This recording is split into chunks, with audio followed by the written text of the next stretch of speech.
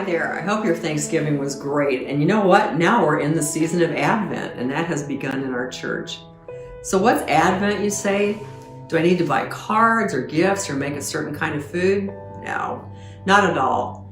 And not every church or denomination observes the season of Advent, but in the Methodist Church, especially here at Marian Methodist, it's an important part of our preparation for the coming of the Christ child that we then celebrate on Christmas Eve and Christmas Day.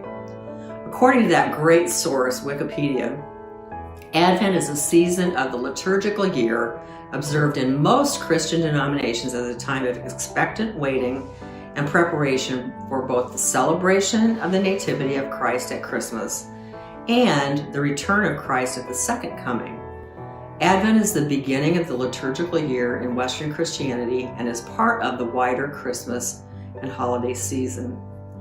Advent is observed on the 4 Sundays before Christmas, during which 4 candles are lit, representing hope, love, joy, and peace. On Christmas Eve, the Christ candle is in the middle, is lit along with the others to signify that Christ has come.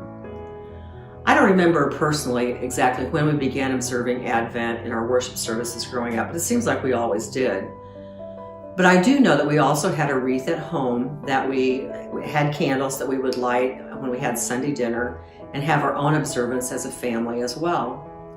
Our wreath, as I remember it, was one that my folks had made out of a styrofoam ring that was covered in green fabric, and then it had sprigs of artificial greenery on it so that it would resemble an evergreen wreath. Holes then were spaced around the outside of the ring for the candles representing hope, joy, peace, and love. And then there was a candle holder in the middle that would hold the white candle, representing the Christ candle.